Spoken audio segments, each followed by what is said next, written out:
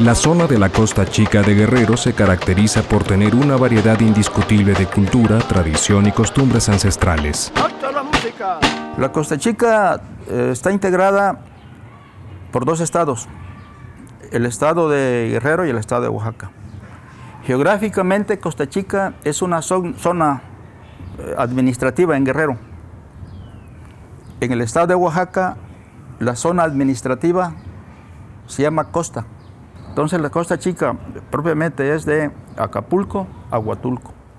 Entonces esa zona tiene características con los guerrerenses idénticas. Pues bueno, pues vamos a platicar un poquito de la cultura aquí en la región Costa Chica del estado de Guerrero. Es una cultura muy particular. Fueron habitados por pueblos originarios como son los amuzgos, los mixtecos, los tlapanecos y los nahuas, que son los pueblos que existían aquí antes de la llegada de los españoles. En esta zona se establecieron varios grupos indígenas, los cuales fueron desterrados posteriormente por un grupo muy especial. Los primeros que conquistan fueron los amuzgos, conquistaron la zona y asientan su cabecera en lo que hoy es Xochistlahuaca. Posteriormente viene el dominio mixteco. El mixteco domina militar, económica y políticamente Ayacaxtla y todos esos pueblos aborígenes, sobre todo los amuzgos. Con el tiempo empieza la conquista de los nahuas, o sea, el pueblo azteca, que vino del centro del país a conquistar esta parte suriana de nuestra nación. Estando en el poder político y económico el pueblo nahua o azteca, es cuando llega la invasión española. Y en cuanto a la cuestión cultural, se destruyó la cultura madre, la cultura propia de la región. Y ya el conquistador empezó a imponer su cultura a través de la religión, a través de las cruzadas de los frailes y la misma lengua, sus costumbres. Pero sí fue un sometimiento, se sometió el conquistador español a los pueblos aborígenes a su cultura. Después de la conquista de México y debido a las enfermedades que eran nuevas y propias de los europeos, que eran desconocidas aquí en nuestro país, pues los grupos indígenas fueron bastante vulnerables a estas enfermedades, de tal manera que la población indígena disminuyó muchísimo. Muchos indígenas empezaron a morir, otros empezaron a desaparecer porque huían.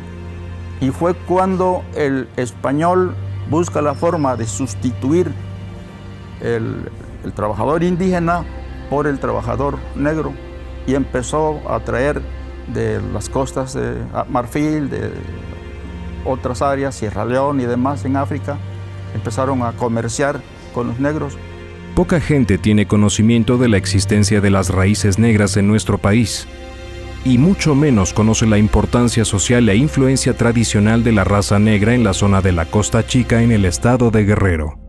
Los españoles no solo trajeron a estos esclavos negros, sino también dentro de ellos traían capataces negros. Entonces los negros, la negritud, llegó a tener más jerarquía social que los propios indígenas. Aquí el primer centro mestizaje que hubo en Guerrero fue San Luis Acatlán, independientemente de que después fue un centro de descarga de negros y se empieza a producir ya un triple mestizaje. Los españoles se mezclaban con las indígenas y con las negras, ¿sí? Los negros preferían amancebarse con indígenas para poder obtener su libertad.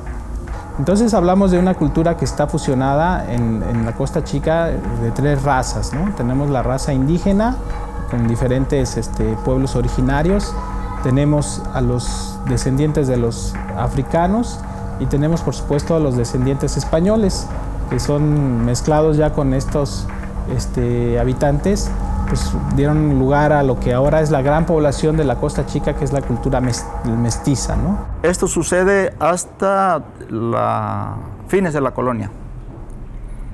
La colonia dejó, hablemos lo nuestro, en México y en Costa Chica de Guerrero, Oaxaca, dejó un mestizaje blanco de ojos azules, muy afín psicológicamente al conquistador, y un mestizo que despreciaba al indígena, porque él se sentía más europeo, más español que indígena.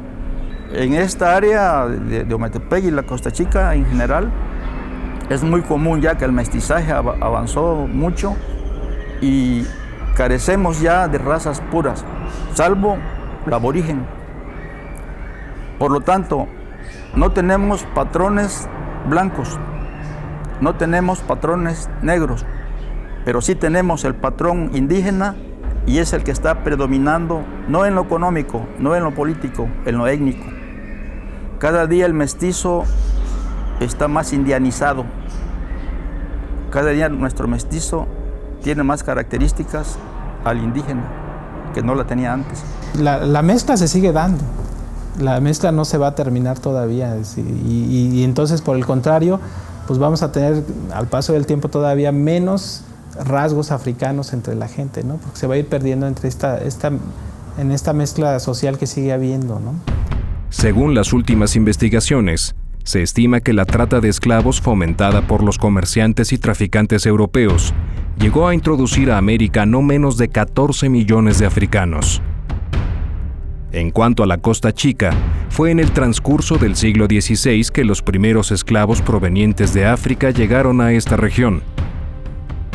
Los colonizadores sentían un desprecio enorme por los negros, a los que ubicaron en los estratos más bajos de la sociedad, denominadas las castas sociales. Sin embargo, gracias a su dedicación, capacidad de trabajo y aptitud para el mando, los españoles tuvieron que recurrir a los negros, lo que aprovecharon muy bien. El grupo negro, independientemente que era extraño para el español mismo y para el indígena, él se alió, sea con el español o sea con el portugués que los trajo. Y psicológicamente ellos veían que el español no veían bien a los indígenas y ellos hicieron lo mismo. Aun cuando fueran sus conquistadores o sus amos, sus aprensores, fueron leales a ellos, relativamente. Entonces se aliaron a ellos y tuvieron una participación intermedia, de intermediarios, como capataces, como dirigentes de grupo, como líderes en operaciones a realizar. Y entonces el negro formó independientemente que tenía su casta negra, pero fue un aliado del español, física y psicológicamente. La raza negra posee un carácter fuerte y gracias a él aprovecharon la oportunidad para conseguir puestos de confianza de parte de sus amos españoles y así hacerse responsables de diferentes actividades. Con el tiempo, considerando que la raza negra fue el motor de sangre que empujó para la prosperidad económica en Costa Chica, en Guerrero, en México y en América, se les fue considerando poco a poco, porque se les fue reconociendo su capacidad de trabajo y su valor histórico en la economía y la prosperidad del propio español. Los negros nunca perdieron su identidad africana, así como tampoco perdieron las creencias heredadas de sus ancestros. Por ello consiguieron recrear muchos de sus valores culturales y transmitirlos a su grupo social.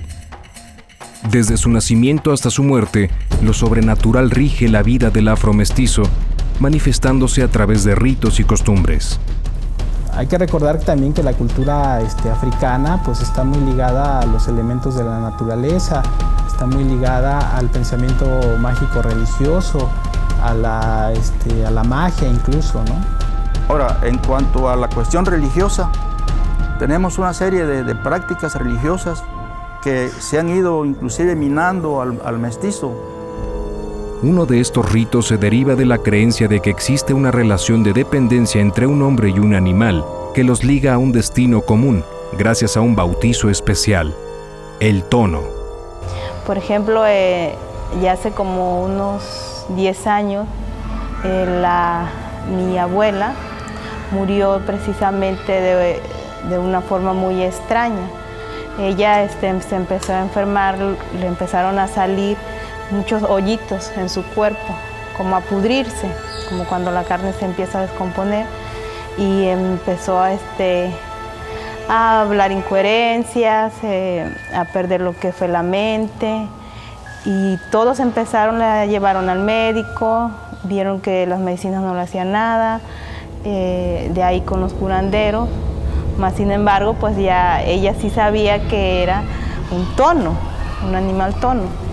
Duró así más o menos como un mes ella duró así, y lo que quedó de ella fue el puro, la piel pegada sobre lo que es el hueso. Se le veían bien los dientes, se le salieron los ojos, se le cayó el cabello y nadie se explicaba por qué. Cuando una persona es tono de un animal y se enferma, hay gente que piensa que lo más seguro es ir a buscar al animal para curarlo, pero puede ser difícil encontrarlo. Cuando vieron que ella agravó más y más y vieron que los médicos no le hacían nada, buscaron al animal. No lo encontraron, al animal nunca lo encontraron. ¿Por qué? Porque el curandero que le estaba curando a ella nunca pudo dar con el animal, siempre decía que estaba muy lejos, que lo tenían en un lugar donde no lo podían encontrar. Y por más que hicieron, por más que ellos buscaron, no lo encontraron. Ahora, ¿cómo hacer los tonos? Pues hay muchas versiones. La más común se manifiesta que un niño recién nacido, que antes los negros pues, no los bautizaban, debía ser sin bautizar. Por ejemplo, yo tengo mi bebé y me van a visitar mis familiares y estamos conviviendo, estamos platicando. Yo sin darme cuenta, viene un familiar, se lleva a mi bebé y haciendo noche, y donde hace cruz el camino en el campo, pone una camita de cenizas. Una camita de cenizas, y ahí acuesta al bebé. El primer animal que pase y lo empieza a lamer, ese va a ser el tono del bebé. Y el primer animal que pasaba lo lamía. Entonces, con ese acto venía siendo como su bautizo. Esto lo hacen con el fin de que tengan esta doble asociación pues mágica, ¿no? ¿Cómo me voy a dar cuenta yo de que mi bebé es tono? Ya el familiar cuando lo lleva ya no lo pone sobre la cama o en la cuna donde lo encontró, sino abajo de la cama. Hay tonos de lagartos, que era muy común acá en la región, o sea, los cocodrilos. Hay tonos de perros, pero más tonos de toros, tonos de tigres, tonos de animales feroces. Por ejemplo, en Colorada está una señora que es tono de tigre. Alta la señora. Y ella sí lo dice. Ella dice que es tono de tigre. En Maldonado está un señor que es tono de pantera. Y la pantera hace muy poco también la vieron ahí. Ahí alrededor, que no es muy común. Por acá no hay panteras. Ese animal y ese ser humano mantienen un espíritu común. Lo que sufre, siente o le satisface el animal, lo sufre, lo siente y le satisface al individuo. Y cuando ese individuo tiene problemas de índole físico, lo sufre el animal. Y se cuidaba mucho que no fueran a matar a ese tono, porque cuando mataban al tono, moría la persona. Hace poco también, hace como unos 3 meses, ahí donde yo vivo, mi hermano con sus amigos, todos los domingos se van a cazar al campo. Y dice que vieron un venado hembra con su cría, y ya lo tenían así cerquita para dispararle, y de hecho le dispararon, pero no le dieron, y el animal solamente se quedó ahí mirándolo fijamente, y lo que hizo fue darse la vuelta y se fue. A los 8 días llegó una señora de San Nicolás Y llegó directo hacia él, llegó, dio los buenos días, no preguntó quién vive aquí, de qué familia son. Llegó hacia donde él estaba acostado en su hamaca. Llegó y le dijo, yo vengo a esto, ya no quiero que vayan a cazar a tal lugar. ¿Por qué? Pues dice, porque ahí anda mi tono y me pueden lastimar. Entonces, una manera de salvar a la persona es recurriendo a otra que es tono para que lo cure, ya que estas personas tienen facultades curativas. Mira, a veces lo llevan con los médicos, pero no le puede el médico. Entonces recurren, cuando ese niño, recurren a otro que es tono. Ese tono lo cura a esa persona, a esa. Los medicamentos no lo curan. No lo curan porque dice, hay que ir a donde X persona, que es tono. Entonces viene esa persona, lo cura a la noche. Ya a las 11, 12 de la noche lo cura. Recurren a esa persona y él lo cura. Algunas personas dicen o piensan que sí es positivo ser tono. ¿Por qué? Porque dicen que sí pueden curar a las personas. Algunas no. No, ¿por qué? Porque es como dañar a la persona de alguna forma, contaminarla, ¿sí? Porque sabemos que si eres tono, pues obviamente vas a morir de repente y no vas a saber ni de qué. ¿Por qué? Porque tu tono pueden lastimarlo. Y el beneficio sería ese, tal vez, de que sí puedes curar. Sí te puedes dedicar a lo que es la hechicería, la brujería, curar con hierbas y todo eso. Sería un beneficio. Yo escuchaba de chamaco en la gente negra de que la forma de cómo podía salvarse una persona que era nahual o tono, de que no muriera si moría su tono animal, es que no salaran la piel, porque luego se acostumbra que a los animales se les quita la piel, se les pone sal para después curtirlos. Entonces, que no se le pusiera sal a efecto de que el vínculo espiritual que existía entre el animal y la persona no se perdiera. Son cosas reales que mucha gente no cree. Por ejemplo, hace poco aquí a este museo vino un grupo de alumnos de la telesecundaria de la barra de Tecuanapa con su profesor y les empecé a dar la guía, les hablé de todo esto y llegamos a lo que fue el tono, a ver la fotografía, a hablar de eso. Lo que hizo el maestro fue reírse, se empezó a reír, a decir que no era cierto. ¿Por qué si todo lo que vemos aquí es verdad? Todo lo que pasaron los esclavos, todo lo que ellos sufrieron, ¿por qué no puede ser real también? Yo le dije lo del tono. Son cosas sobrenaturales, yo creo, yo pienso, o no sé cómo explicar eso, porque la gente pues está ahí presente, esa tradición todavía está vigente, pues. Los africanos, los negros, creían y creen todavía en lo sobrenatural. Hechicerías, brujerías, que ellos se curaban con sus hierbas. Y en la actualidad todavía hay mucha gente negra que se cura con hierbas, no va al médico. ¿Por qué no creer? Le digo que hay tonos y que hay nahuales. Esto es parte de una historia oral que ha venido de padres a hijos y se cree pues que en efecto el tono fue parte de la verdad histórica y de la cosmogonía de los negros. Hoy en día la persona que ya es tono va y agarra al bebé y lo empieza a lamer.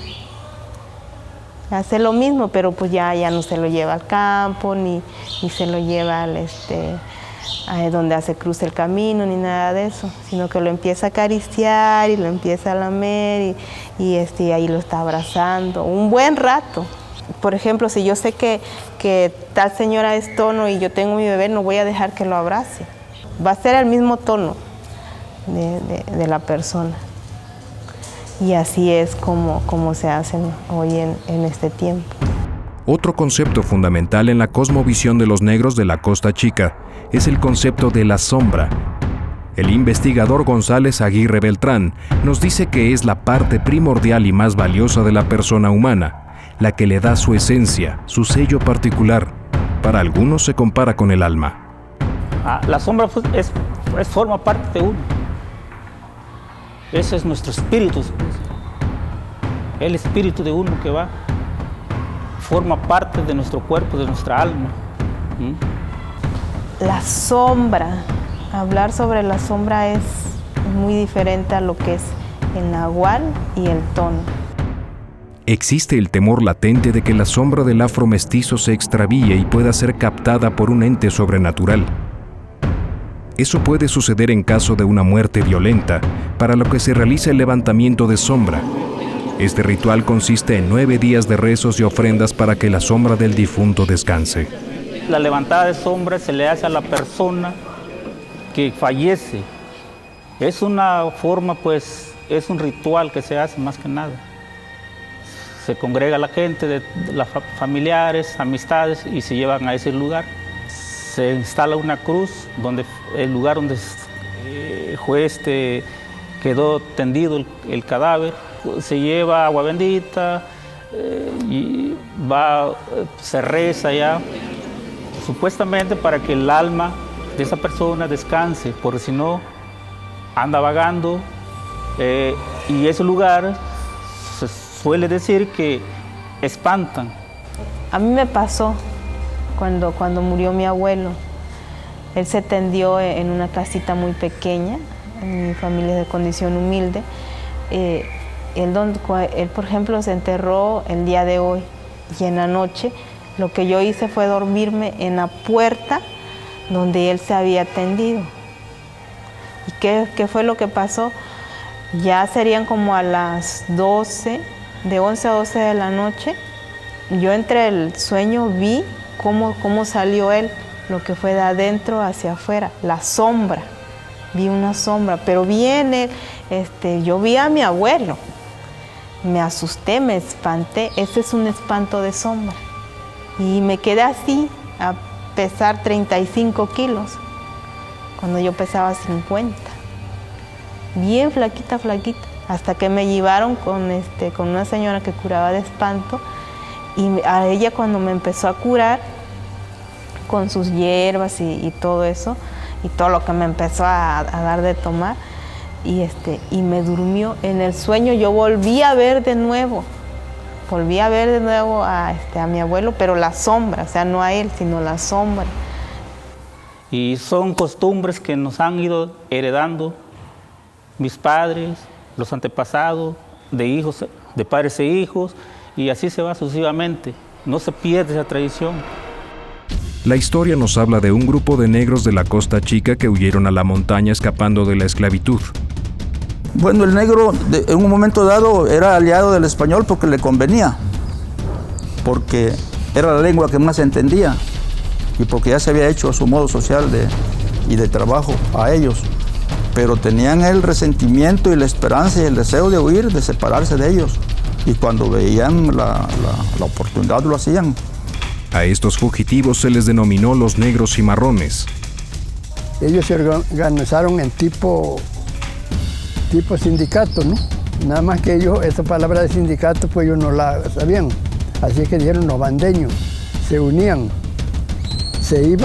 a un trabajo iban todos. En un día terminaban lo de uno y se pasaban al otro y al otro, así, lo que podían ese día, otros iban por los otros. Luego, después los quisieron exterminar, ¿verdad? Y vinieron pues contra ellos indios, blancos y negros, porque muchos negros se quedaron con sus amos allá, pues no pudieron terminarlo.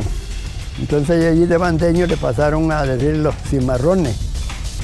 Estos cimarrones formaron comunidades importantes, como en la región de Coajinicuilapa, en la que gracias a su exilio conservaron sus costumbres con singular pureza. Se retiraron a lugares llamados palenques o limbos, en donde el negro cimarrón se fue a huir, pero eran grandes grupos de cimarrones. Y muchos autores y antropólogos consideran que ese fenómeno de los cimarrones dio lugar a que se conservaran en mucho todas las tradiciones y la cultura africana. Aquí también no podemos entender a la forma de ser del costachiquense sin la música. Es gente que vive ligada a la música. Si les quitamos la música es como matarlos, ¿no? Como quitarles parte de su ser. Los valores culturales más importantes que tenemos del pueblo de ascendencia negra, entre otros, su música. Tenemos una serie de formas musicales en toda la América, en Colombia, en Venezuela, en Perú, en Ecuador y mismo las costas de México, con música de origen negro y que da lugar al baile de la artesa. Esta artesa se utilizaba en todas las bodas, fiestas religiosas. Se murió un niño, hacían baile y llevaban artesa. Era una tradición que estaba. Una boda sin artesa no la habían buena.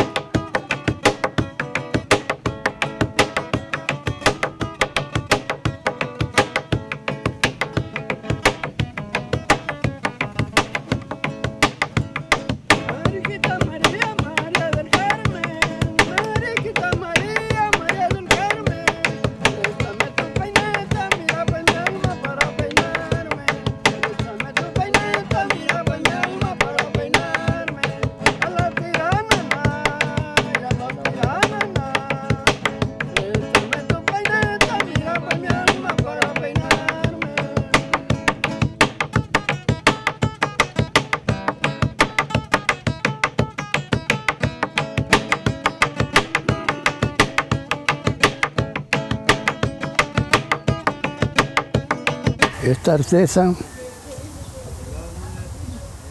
nació aquí con la cuestión de los esclavos que se estuvieron escapando de las haciendas de sus amos y se vinieron a refugiar aquí a estos lugares aquí. Entonces inventaron hacer la artesa para bailar en ella.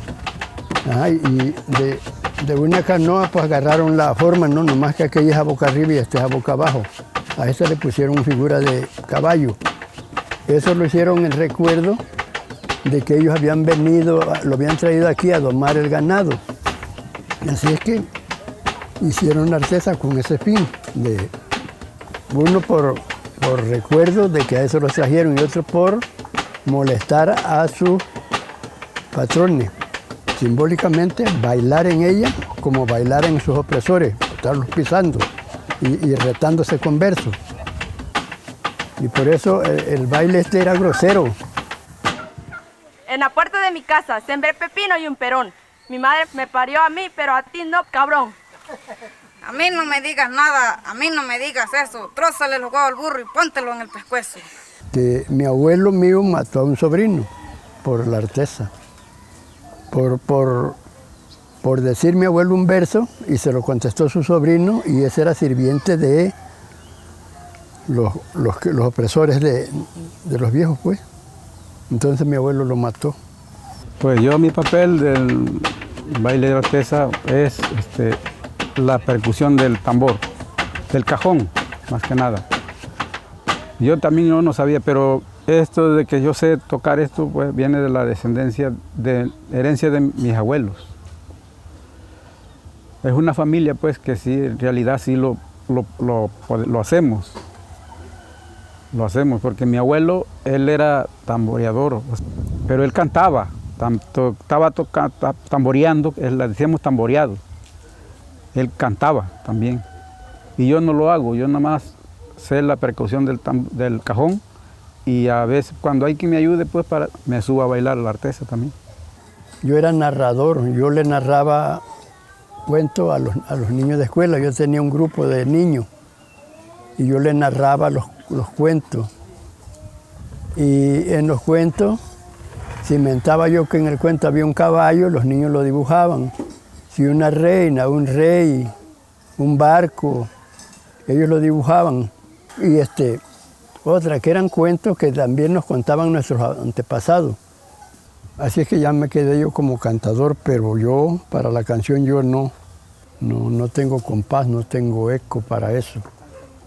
Ya porque no hubo quien se pusiera y yo porque no se perdiera la tradición es que yo he seguido. Pero también hay danzas que son muy ancestrales y que sí se van perdiendo porque solo la gente mayor la sabe. Y luego, bueno, pues también tenemos ahora la cuestión de la modernidad. Los jóvenes poco a poco van abandonando su origen étnico, ¿no? Pues porque ya entraron los conjuntos, los sonidos, y ya la juventud pues ya no se interesa por la artesa. Les gusta divertirse, pero participar ellos no quieren.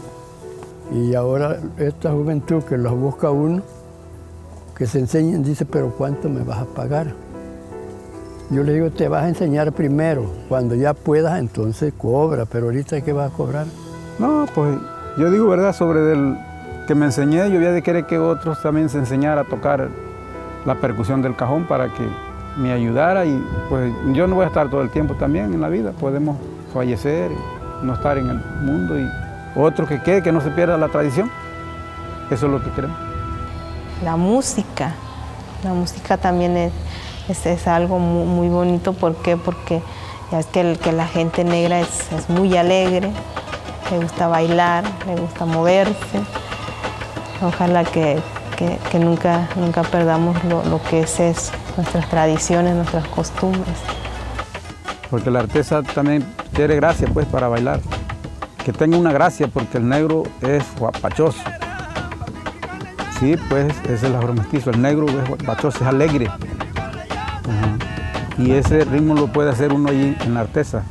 Es importante la presencia negra, pero es importante también que en el resto del país no nada más se considere a la Costa Chica como una zona de negritud, como que de pronto se olvida que también hay nahuas, que también hay mestizos, que también hay mixtecos, que también hay amuzgos. Todos festejan a través de danzas regionales, todos festejan a través de la música particular de la Costa Chica. Todos celebran estas fiestas de la región católica. De una u otra manera, todos las celebran con elementos variantes, pero hay danzas como la danza del toro de petate o la danza del macho mula, que son originarias del municipio de Metepec. Bueno, en cuanto a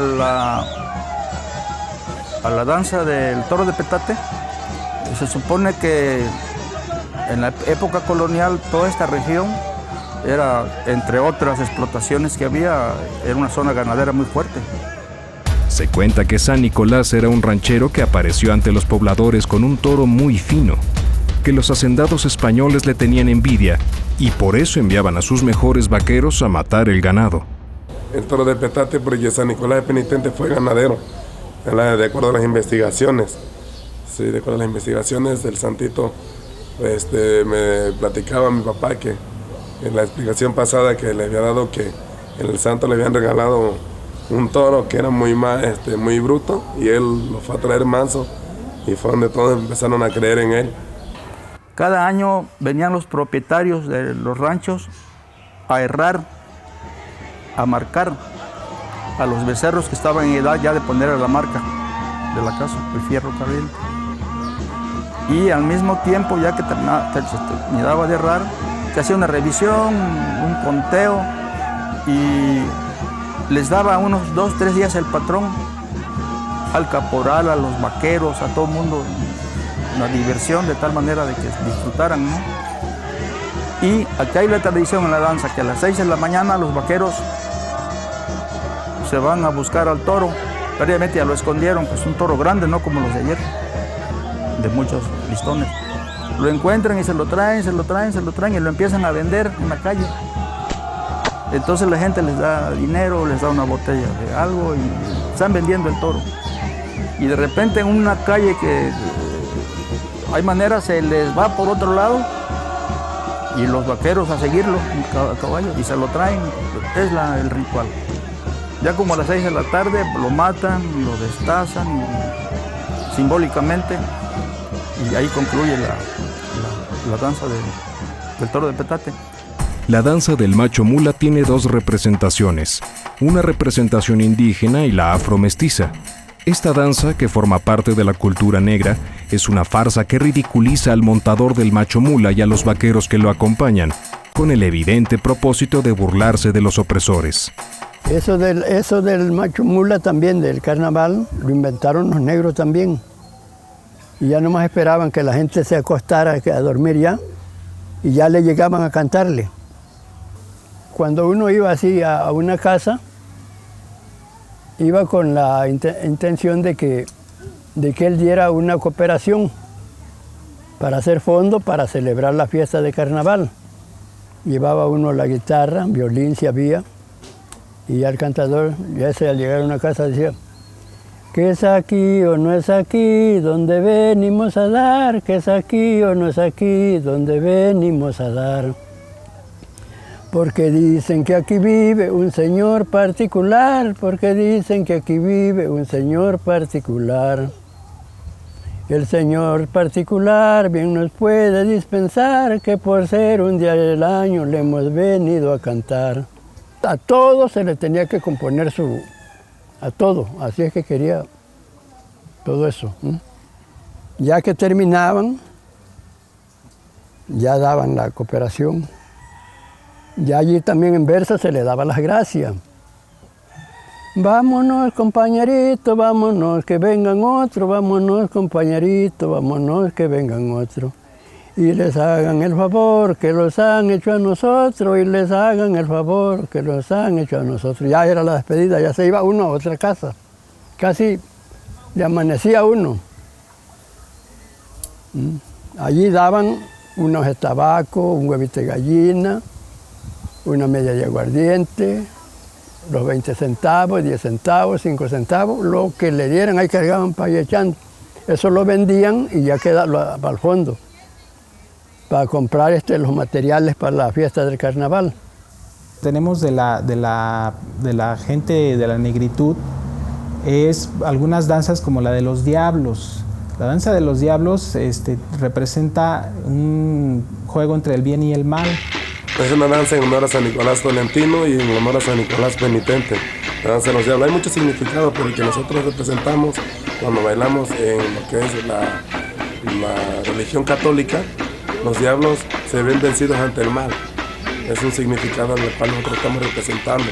Por eso se inclinan, gritan, porque se están venciendo el mal ante el bien. Es para alejar a los malos espíritus y para darle la bienvenida a las almas buenas. ¿Sí? Por eso cuando bailan los diablos hay un niño que representa el almita, se conoce como el almita, que viene representando a todos los muertos buenos y los diablos alejan los malos espíritus. Pues. Algunos ancestros nos contaban, algunas personas cuando iniciaba la danza, que los africanos en sus tiempos libres, como eran esclavos, practicaban esta danza y de ahí se venían rescatando, pues. Para mí hay danzas y tradiciones y costumbres que no están en peligro. Es decir, no están en peligro porque la gente las vive intensamente cada año, porque la gente las celebra, porque se siguen haciendo igual que en los tiempos de la colonia. Todos los diablos son gente buena, algunos traen promesas, algunos lo hacen por devoción, otros por gusto. Todas las personas que vienen lo hacen por representar a Ometepec, a su barrio. Representamos lo que es la religión católica y más que nada una cultura muy grande que tenemos aquí. Sí, lo más importante para mí, que las personas más que nada lo hacen por más gusto que por alguna gratificación o algo. Yo veo que la gente de Guerrero no abandona sus tradiciones y costumbres, al contrario, las tienen muy, muy fuertes, muy arraigadas. Es más, creo que viven tan fuerte las tradiciones y costumbres, las danzas originarias y la forma de ser, la viven tan intensamente que se han estado olvidando del resto de la cultura universal. En realidad lo que he investigado son 9 pasos. Son 9 pasos. Lo que nosotros practicamos únicamente son 5 porque se ha ido perdiendo mucha tradición, se ha ido perdiendo mucha de lo que hemos rescatado, se ha perdido mucho y hemos mantenido esto durante los 15, 20 años que practicamos esta danza. Hemos practicado 5 pasos, lo que es la reverencia, el pato patito, el pañuelo, entre las cruzadas y otras, pero sí son muchos. Sí, luego cuando nos comentan, que mi papá nos comenta que hay un casamiento de la minga con el viejo que hoy nos hicieron falta. La minga representa aquí una mojiganga, pero en la danza de los diablos es la mamá minga o la vieja, que según es la mamá de los diablos. El diablo mayor es el que trata de imponer la disciplina y la vieja es la que le anda incomodando, es inquieta, es provocativa y de acuerdo a la danza a los conocidos les anda acá coqueteando para hacer más bulla, alegría, y el viejo ahí donde le salen celos quiere aplicar lo que es la disciplina y al final terminan casándose, termina ya todo bien normal. Sí. ¿Se reconcilian? Se reconcilian, exactamente. El viejo con la vieja se reconcilian al final. Bailan después de su casamiento, hacen un baile que aquí se llama el jarabe, después una chilena y todo termina en conciliación, todo feliz. En las diferentes danzas existen ciertas expresiones que a veces el grueso de la población las desconoce, pero que tienen su razón. En la danza de los diablos, muchos expresan el término hurra. Hurra. Entonces, se ha considerado que es un dios africano, como decir Huitzilopochtli para los aztecas. Entonces, el hurra se le pedía lluvia, se le pedía bienestar, se le pedía benevolencia. Entonces, el negro no conocía a los santos, no conocía términos del catolicismo y ni siquiera menos conocía la cosmovisión del aborigen, del azteca o el amuso. Entonces él traía su propio bagaje cultural religioso. Y vuelvo a repetir, Urra fue un dios negro, benevolente, que atendía a las necesidades del negro. Y en la danza es una petición que se está haciendo. Entonces el Urra es parte ya de la filosofía, la cosmovisión del negro. Se da el nombre de tercera raíz a la población mexicana de raíz africana, o sea, a los descendientes de los esclavos negros que fueron deportados a la Nueva España durante la época colonial y que conocemos ahora como afromestizos, quienes están asentados en algunos estados de México, pero sobre todo en la Costa Chica de Guerrero y Oaxaca. En la actualidad, los afromestizos representan el 10% de la población de la Costa Chica. La tercera raíz en la región Costa Chica, que es el grupo negro, ha estado olvidada. Poco se ha leído, poco se ha escrito, poco se ha investigado sobre ella. Salvo a partir de algunos investigadores, como en este caso Gonzalo Aguirre Beltrán, con su libro Cuixla. Él estuvo más o menos en el año 48 y 49. A partir de entonces han empezado más investigadores y a nivel oficial a ponerle atención a la tercera raíz. Entonces gran parte del avance social, político y económico de la Costa Chica, de Guerrero y Oaxaca, ha estado en manos de los negros y creo que debemos darles un reconocimiento como la tercera raíz. La cultura de la tercera raíz en México pues está reconocida como de origen africano nada más, ¿no? No está todavía definida en la legislación, no hay ninguna ley que todavía exclusivamente atienda las necesidades de la población afromestiza. La tercera raíz es la que pues es la que yo quiero, pues. Aunque ya yo, pues, pues soy Congo, soy hijo de negro, soy hijo de India, soy hijo de blanco. Así que, pero yo siento más cariño por la tradición negra. por su sufrimiento y porque ellos fueron leales al lugar aquí, que lo defendieron con las armas, porque no nada más tuvieron problema solamente con los españoles, también tuvieron problemas con un cacique de Aumetepec. Estuvieron peleando, le mataban gente y pelearon con ellos, el terreno no se lo dieron. No se le dio, pues, se pusieron firmes ellos y no. Mi familia no es de Coajiniculapa, pero como quiera la costa, pues, trajeron esclavos, pues, toda la costa de Guerrero y parte de Oaxaca, pues, tenemos esa sangre. Toda la costa llevamos esa tercera raíz. Por eso no puede ser exclusivamente que sea de Cuaji. Ya desde la costa para de Copala, Cruz Grande, ya, Juchitán, Copala, Marquelia, toda esta parte de Oaxaca, Ciruelos, San Nicolás, Tapextla. Por eso le digo, llevamos esa tercera raíz, no la podemos negar, pues. No podemos decir, no, la llevamos presente en la sangre y aquí en el corazón, más que nada. Y ser orgulloso, sentirse orgulloso, contento de llevar esa sangre, un privilegio. Pues mire, para mí la importancia de los afromestizos es que todavía conservan lo típico. La mayoría practica todas las danzas, los afromestizos, la mayoría de ellos practican todas las danzas. Sí. Y eso es muy importante, porque sí es algo de nuestra cultura y la seguimos representando. Yo creo que sí hay investigaciones serias y valiosas, pero no llegan por acá, no se conocen mucho por acá.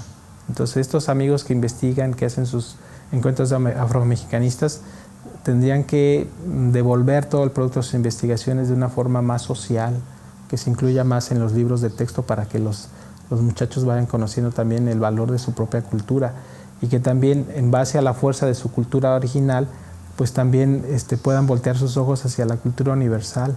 En la educación preescolar, nosotras tratamos de rescatar y fomentar los valores de la cultura. Bueno, nosotros aquí durante el ciclo escolar, al iniciar el ciclo escolar, hacemos un proyecto donde también tomamos en cuenta la cultura de nuestro estado de Guerrero. Y ya cada año nosotros hacemos un evento para rescatar y asimismo sociabilizar al niño con las danzas y las raíces de nuestro estado. También hacemos eventos de poesías de la región, poesías, bailes, chilenas, las danzas, como es ahorita que estuvieron ustedes aquí presentes. Lo fomentamos cada año, durante el ciclo escolar se va realizando todo ese evento. Las tradiciones de verdad las viven tan fuertemente que no están tan en peligro de desaparecer. Está en peligro la cuestión de la documentación y porque cada vez la gente mayor se nos empieza a ir, ¿no? Entonces al rato ya nos quedamos sin el dato de cómo es la danza o cómo se enseña. E incluso hay danzas por ahí que son acompañadas, por ejemplo, de una flauta. Y resulta que en todo el pueblo solo uno es el que sabe tocar la flauta. Y al rato se nos va o cambia de lugar de vivienda o se va al norte o porque ya está mayor fallece. Y entonces, ¿quién va a tocar la flauta? Que solo sabe él cómo se toca, ¿no? Porque yo pienso que sí, si lo oyeron bien, de que sí se oyó bien. Porque antes se toca con violín y una guacharasca. No más que pues la guacharasca pues no hay quien la toque ahorita también. Incluso pues también el del violín se los enfermó, pues no hay quien lo toque. Pero pues con guitarra se oye bien, también se toca con guitarra. Pero ahorita como que se está destacando, ahorita se está quedando ahí. Porque más antes los mandaban maestros de allá de Chilpancingo, de cultura popular. Y sí estaba avanzando bastante. Hasta ahorita está estancado un poquito. En realidad sí es muy importante, que me gustaría que todos los niños rescataran esto para que en el futuro las personas que nos llegan a ver, a escuchar, le dieran más importancia para que nuestra cultura tenga más riqueza. Y dentro de mi persona estoy dispuesto a llevarla a cabo hasta donde más pueda, para que las personas entre más vean cómo la practicamos. De igual manera vamos inculcándole a los niños la cultura que tenemos aquí. Sí, pues hay mucha infinidad de costumbres aquí que son importantísimas. La forma de hablar, la forma de ser de la persona es diferente. Hay semejanza con el África, costumbres que son. Hay muchas cosas importantes aquí en Coajinicuilapa que son semejantes a África. Yo quiero pensar que siempre sobreviva, porque si hay algunas personas que ya le empiezan o que no le inculcan a sus hijos todo lo que nuestros antepasados vivieron o de dónde tenemos descendencia, nuestra descendencia de dónde viene. Y algunos no, algunos sí les platican a sus niños el por qué tu mamá es negra o tu papá es blanco, las costumbres que tenemos, las raíces de donde venimos. Ojalá siempre sobreviva porque es algo muy, muy bonito que no debemos dejar de perder. Nuestras raíces africanas, la raza negra. Aquí lo que todos somos raza negra, aunque algunos ya estemos ya blancos o algunos güeros con ojos verdes, todos tenemos lo que es la sangre negra, la tercera raíz.